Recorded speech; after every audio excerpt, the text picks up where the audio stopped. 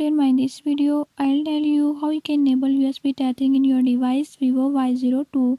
In this device Vivo Y02, if you're having any issue like your mobile hotspot is not connecting to your PC via USB connection, I'll show you how you can do it. Before I start, if you are new to my channel, don't forget to subscribe and press bell icon. Watch complete video and learn how you can fix it. Let's